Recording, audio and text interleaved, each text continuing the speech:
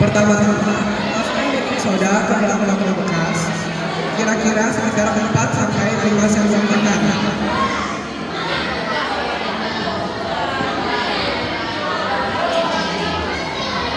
Ini kita pakai sisanya ya.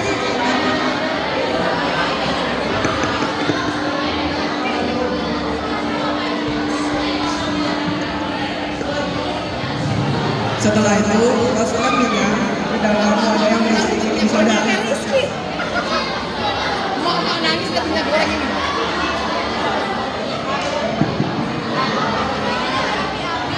Nah teman-teman, nih kalian bisa lihat ya, baking soda sama minyaknya itu tidak tercampur karena dua-duanya ini tuh memiliki rasa yang berbeda. Nah, untuk minyak ini tuh bersifat non-polar dan minyaknya ini tuh dan baking sodanya ini tuh termasuk polaritas. Makanya kalau polaritas itu biasanya tuh masanya tuh lebih berat dibandingkan dengan jadi minyaknya ini jadinya ada di atas dan baking sodanya ini tetap berada di bawah. Ini kita menggunakan makanan bahannya.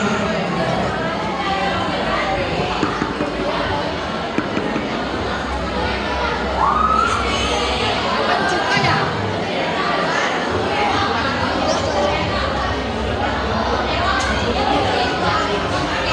5 tetes ya.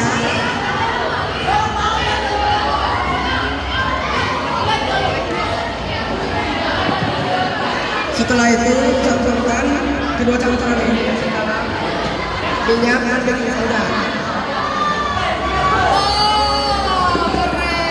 Lalu kita taruh deh di atas lampu biar makin ini apa biar lebih kelihatan.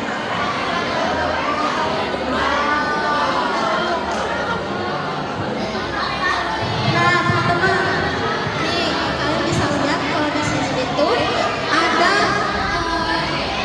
gelembung-gelembung yang naik ke atas. Nah itu tuh terjadi karena ketika gula dan baking soda ini bertemu, nah mereka ini bereaksi dan menghasilkan gas karbon dioksida.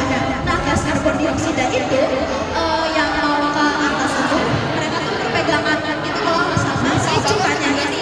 Jadi jadiin kayak pelambung gitu lah si cukanya ini.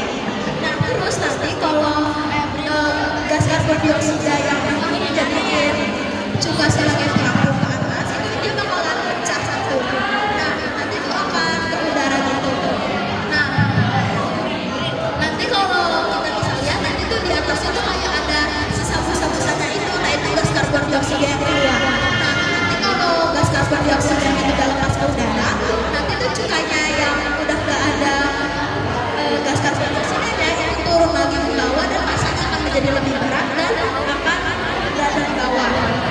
Nah jadi kita perlu tahu ya lava lamp-nya ini tuh bersifat sementara aja, jadi nggak akan tahan lama gitu, paling hanya sekitar 5 sampai 6 menit aja. So that's all from us. Sorry if there is a word or a sentence that is uncomfortable. Thank you. Thank you. Oke, terima kasih kelas 8B. Tepuk tangan untuk kelas 8B. Oke, pertanyaan kami di sini, jika proyek Komedi Park ini diimplementasikan dalam kehidupan nyata, dibuat dalam dalam tingkat yang lebih besar di taman bermain, kira-kira komponen apa yang paling penting dalam pembuatan proyek tersebut? Terus ini korelasi hubungan dua proyek ini apa? Saya belum nangkap dua proyek ini apa hubungannya? Hubungan dua proyek SS. Jadi itu sebenarnya kita bukan ngambil sama atau enggaknya, itu tuh sering kalau lihat dari sini